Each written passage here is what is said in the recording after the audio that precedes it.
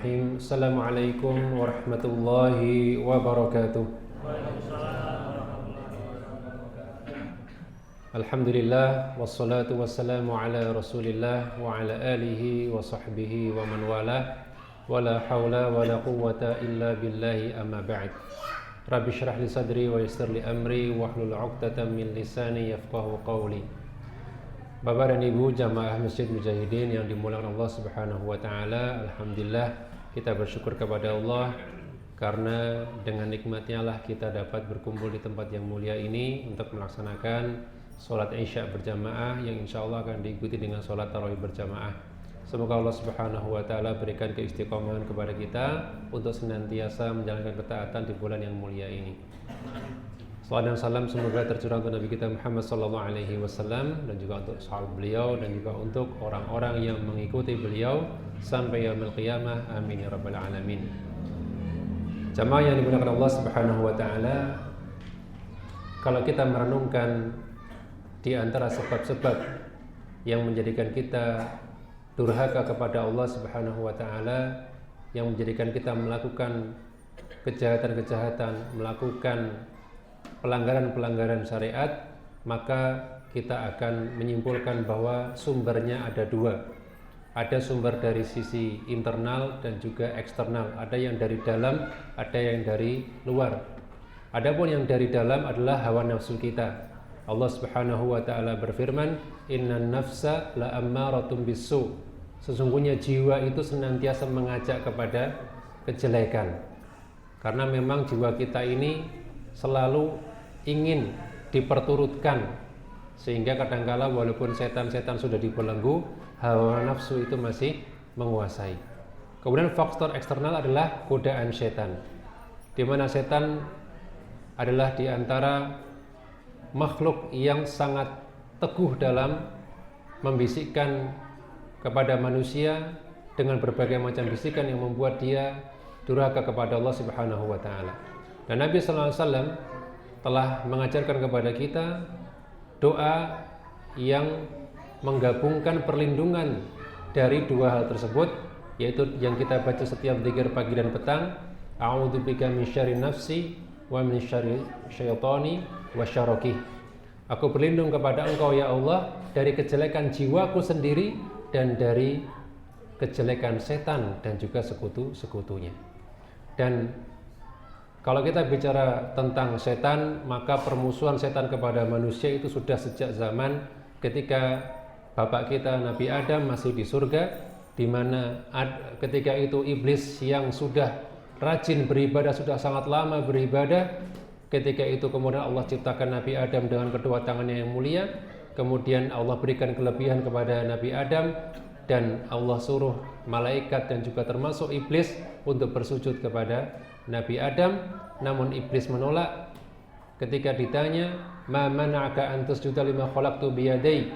Wahai iblis, apa yang membuatmu menolak perintahku untuk bersujud kepada makhluk yang kuciptakan dengan dua tanganku yang mulia? Maka iblis mengatakan, "Ana khairun minhu." Aku lebih baik daripada dia. Khalaqtani min nar wa khalaqtahu min tin. Kau ciptakan aku dari api, kau ciptakan Adam dari tanah. Maka Allah pun mengusir iblis dari surga. Kemudian iblis mengatakan, "Rabbi bima aghwaytani."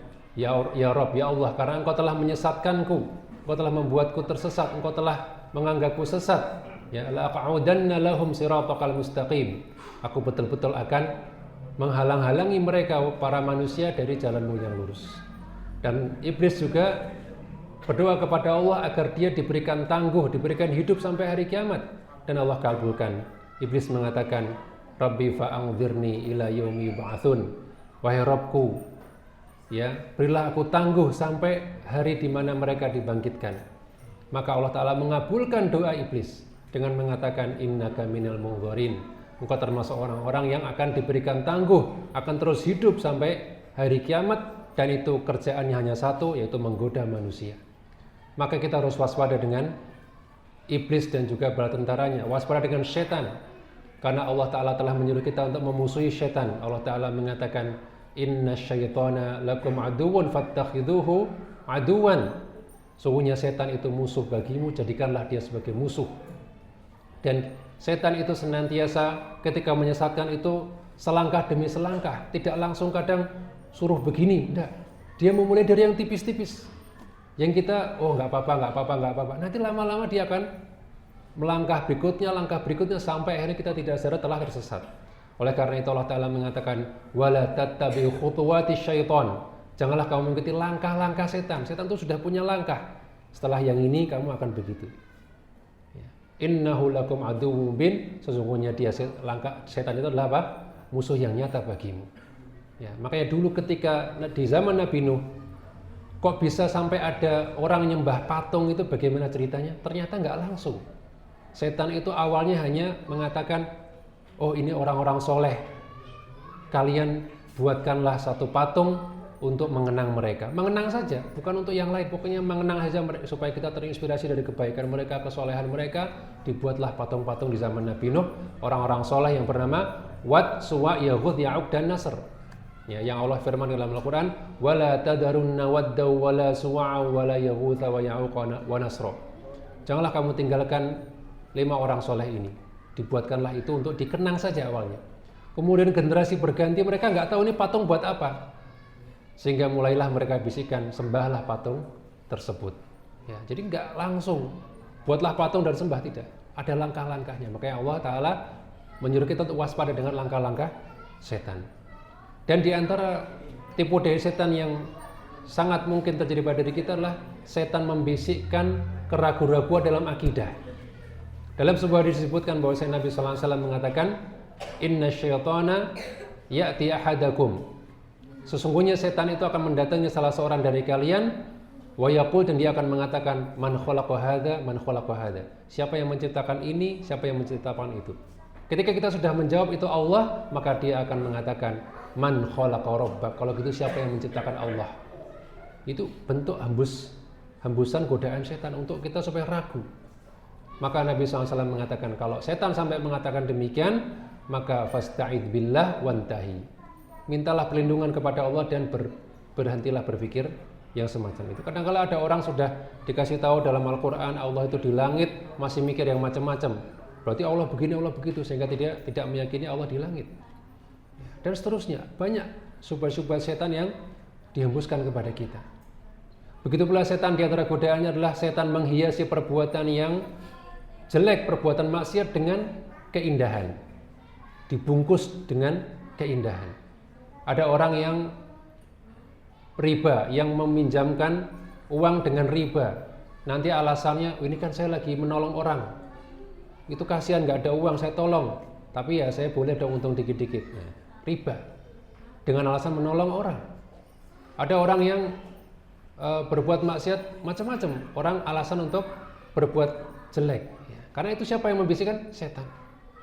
Maka hati-hati. Ya. Setan bahkan membungkus kesyirikan dengan kalimat yang bagus. Itu orang soleh. Kita dengan kehormatannya kita minta tolong dia supaya mendoakan kepada Allah. Padahal orang soleh sudah meninggal. Dan segala macam. Setan menghiasi perbuatan buruk dengan hal-hal yang indah. Kemudian di antara tipu daya setan adalah setan membuat kita menunda-nunda kebaikan. Kalau kita mau bersedekah, dibisiki, nanti saja, masih ada waktu. Kita mau tobat, dibisiki, masih ada umur, masih muda, masih macam-macam lah. Ya, selalu saja ada alasan untuk menunda kebaikan. Ketika baru kita mau berbuat kebaikan, ternyata pintu kebaikan telah tertutup.